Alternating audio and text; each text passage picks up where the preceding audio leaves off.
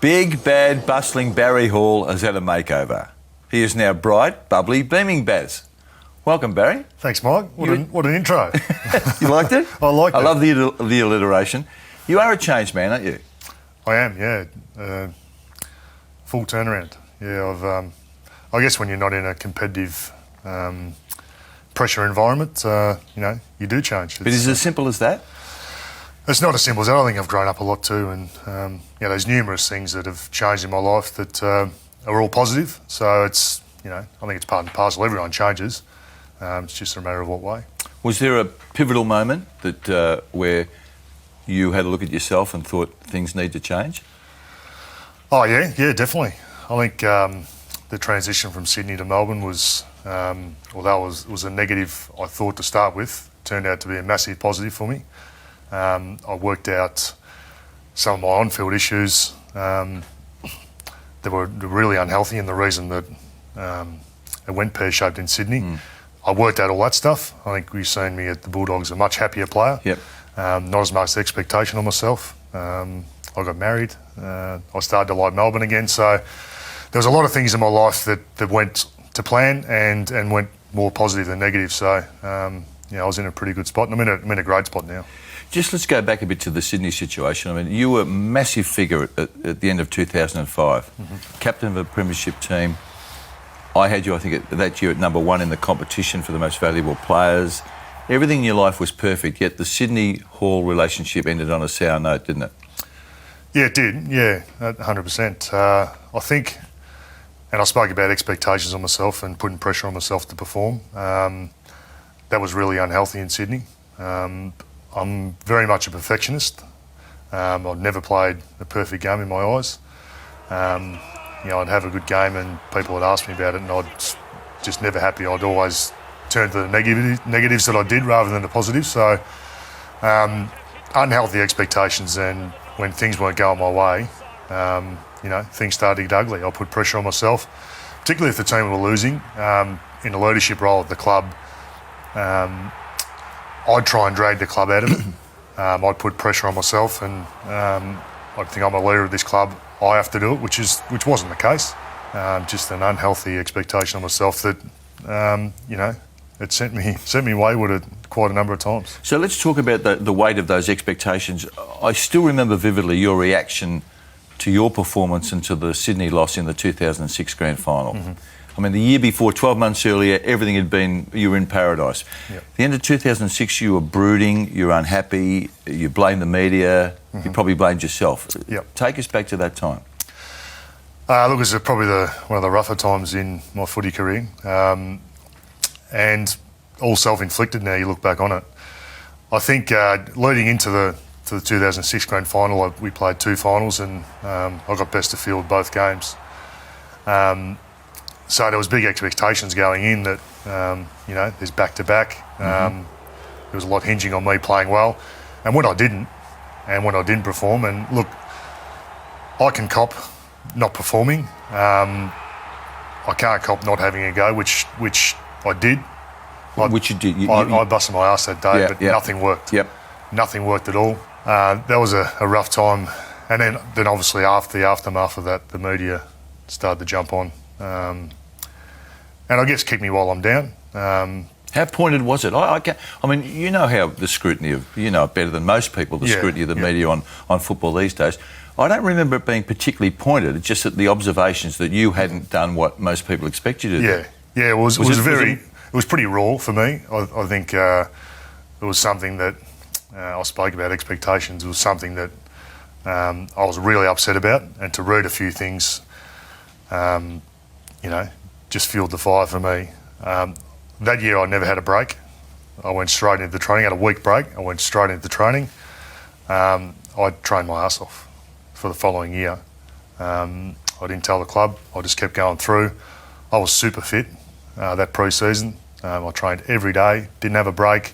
And it was all in anger. It was all in, I'm going to show you. I didn't need to do that. I really didn't need to do that at all. I ended up having groin issues for just workload.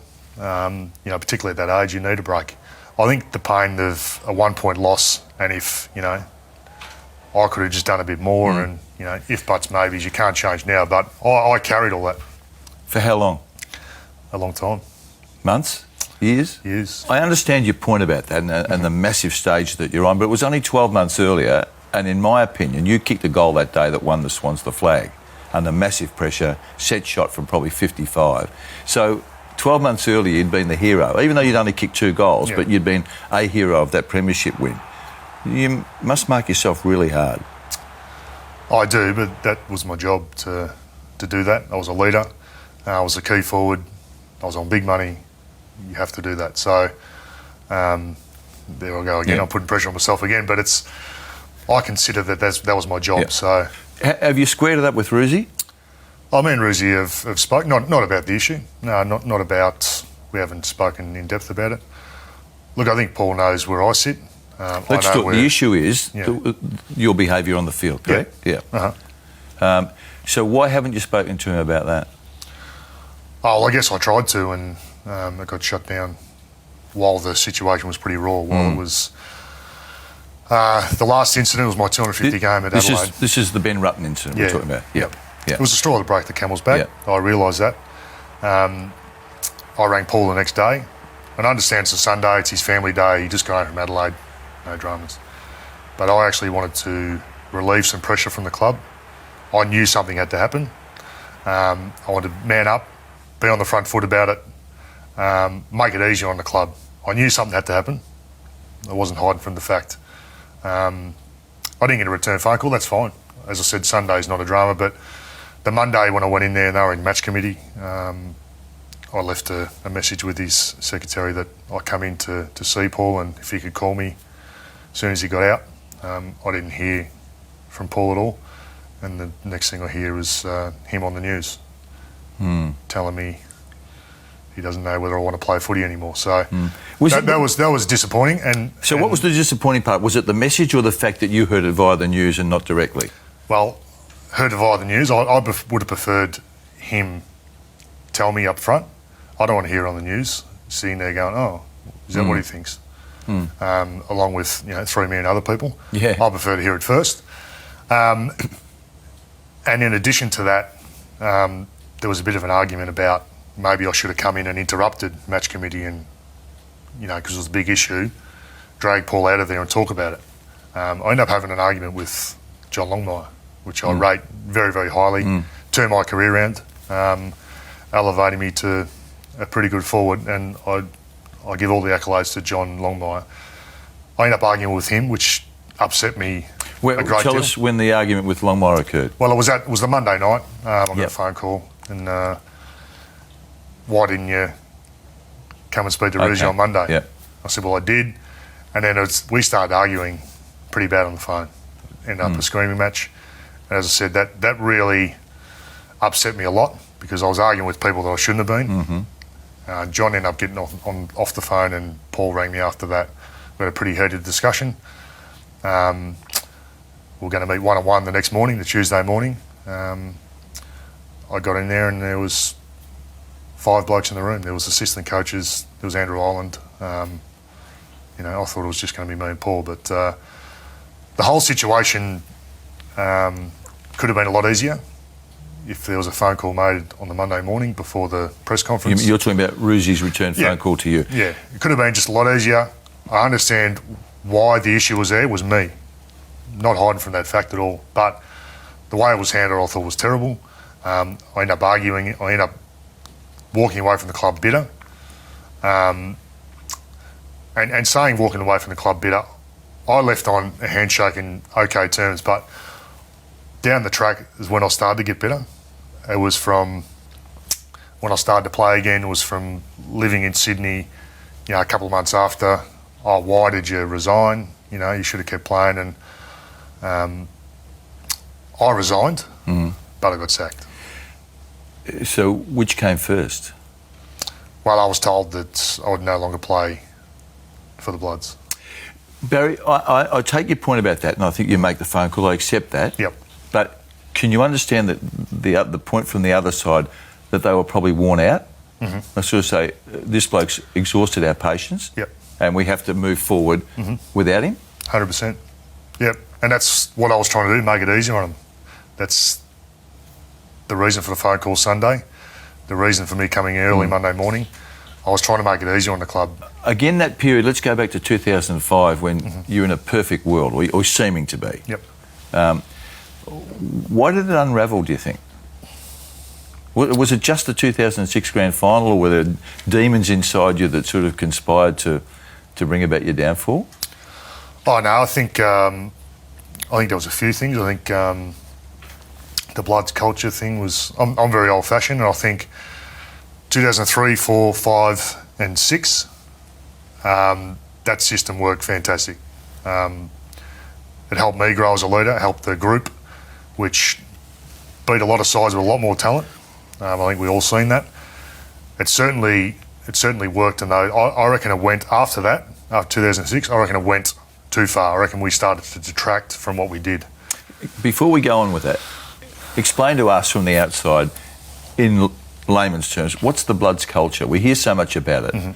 Can you put it in perspective for us? Oh, there's a lot to it, but it's almost it's being honest with each other. It's feedback. It's feedback with the coaches. It's just a very transparent thing, and it's reliance on each other.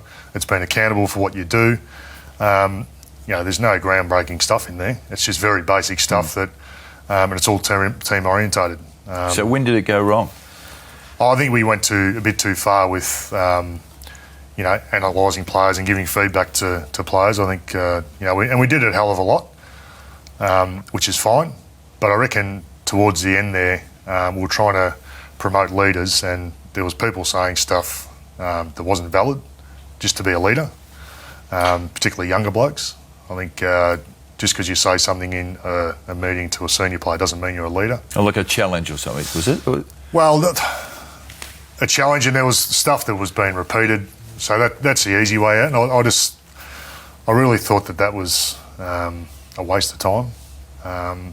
So I used to sit in those sort of meetings and roll my eyes a bit. You played 3 grand finals? Yep. Your most productive return was with the Saints in 1997. Did you know that? No, I wasn't. Well, you kicked 3 goals with St Kilda, 2 in the premiership win and none in the grand final loss. What are your memories of the St Kilda days? Oh, look, they're pretty shady. It's a long time ago now, but I think that grand final really summed up where I was at that stage. I'd come into game in bursts. I wasn't consistent at all. I kicked 3 in bloody a minute or whatever it was. Yeah. And then I fade out of the game. That was just how my career was at that stage. I was very inconsistent. Wasn't mentally right. To be totally honest, I didn't really care at that stage. Didn't you? No. About footy? Really, not really, no. Were you an angry young man at that point? Yeah. Yeah. Where did the anger come from? I think my father's a pretty ruthless character. He's a couple of his quotes is, look, they're astounding really, but... Well, share them with us. Only way to stop violence is more violence. Never give a mug an even break. Never let anyone have anything over you, which I think we could all see. So you grew up with that in your head and lived your early life like that? Yeah. And that was one thing early days, and even I even have these traits now to a certain degree where on the footy field someone will push you or bump you. It absolutely annoys me and eats me up until I get him back. Are we talking Scotty Thompson here in your time at the Bulldogs when he paid you undue attention that you took offence to? Yeah, but and that's why I have changed. If that was a few years ago, I wouldn't have been putting him in a headlock. I can guess the alternative. I don't need 3 choices. Yeah. So but you were angry that day, weren't you? I was, because I thought that was unacceptable behaviour. I thought you would have knocked him out in previously without a blink of an eyelid. Yeah. Was there anything? I can't remember off the top of my head anything that you did at the Bulldogs though that you need to revisit and be ashamed of. Was there? No. My most enjoyable 2 years of footy was at the Bulldogs. Yeah. And a lot of people raised eyebrows. So before you let that is a considered statement, is it? That you played and captained a premiership team and yet regard your stay at the Bulldogs as more enjoyable? 100%.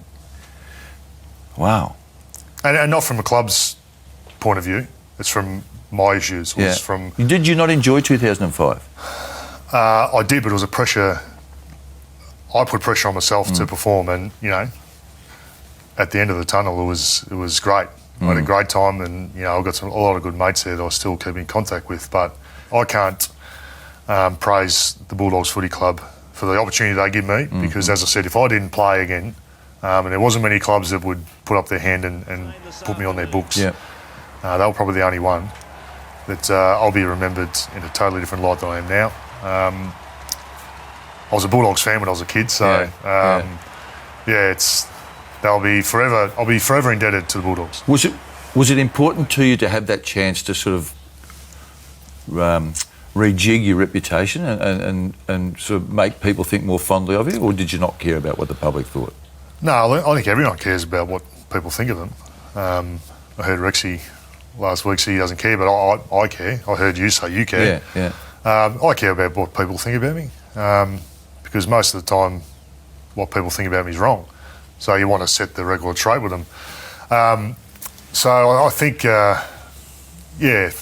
that point of view, I think people that generally meet me walk away with a more positive view of me than they did before. We did see a soft side of you when you went back to Sydney for that lap of honour that you were given, and I think it was really important, I suspect for you, but certainly for people to see you in that light. Yeah, I'm glad I did do it.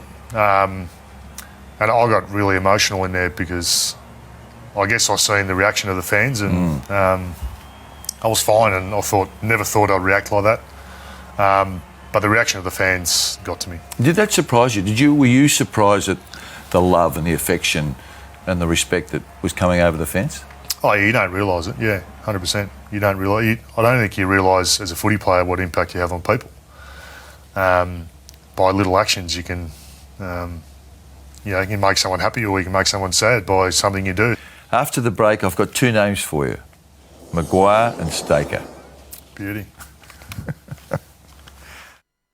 You know we can't do an interview without raising a couple of names. One's Brent Staker. I'm sure you've seen that incident 10 million times and probably relived it a lot.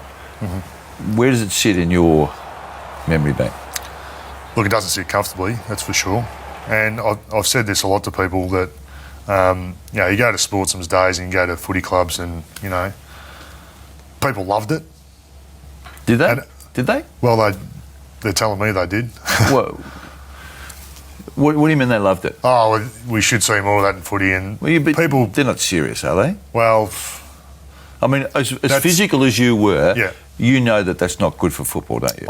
And that's what I was about to say, that it just doesn't sit comfortably with me. And I always hit these blokes over the head that Brent Staker has to live through that now, through all these replays, and that affects me more than anything. The situation was bad, and what I did was very wrong, and kids were watching. It's not good for the game. But the thing that sits with me and is really uncomfortable is Brent Staker has to live through that now. And there's nothing I can do about it. There's nothing he can do about it. I'm sure he gets reminded just like I do. It's unfortunate. You initiated contact with him, did you not, after that? Yes. Yeah? Yep. To apologise? Yeah. And look, to his credit, he was fantastic. I certainly wouldn't have been as warming as he was. What did you say? Well, I apologised for a start. I said it's unacceptable and it shouldn't have happened.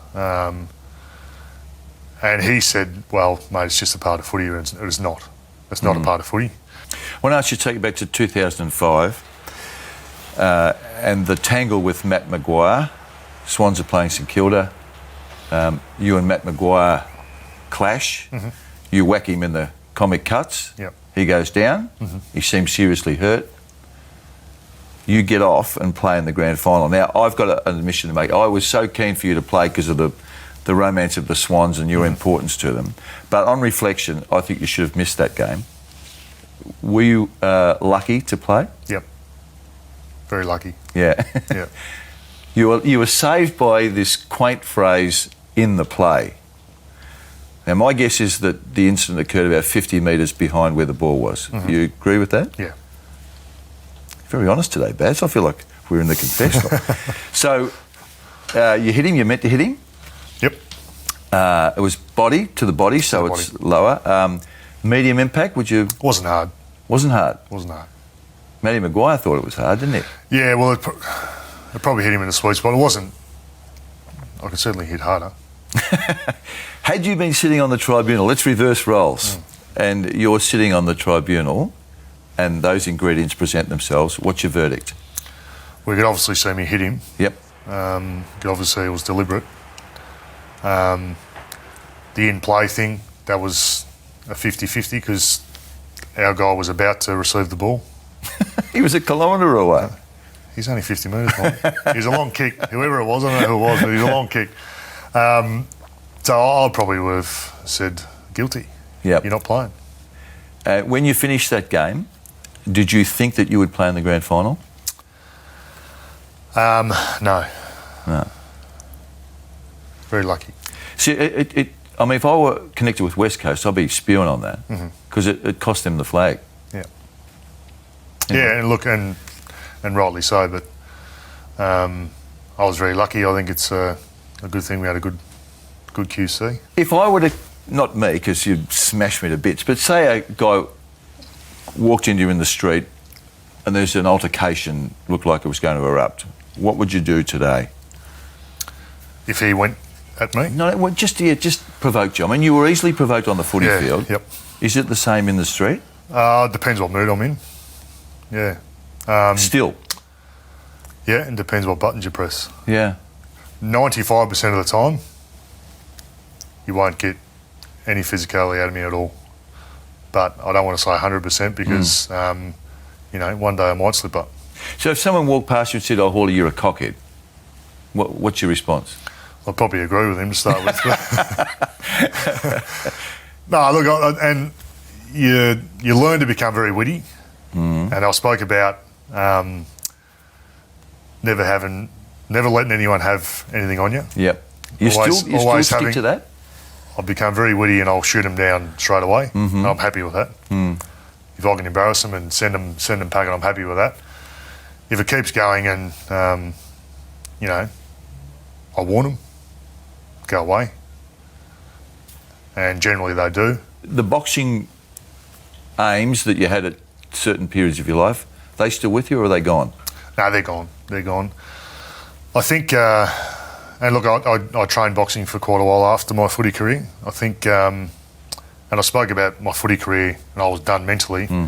I found myself waking up in the morning with no purpose.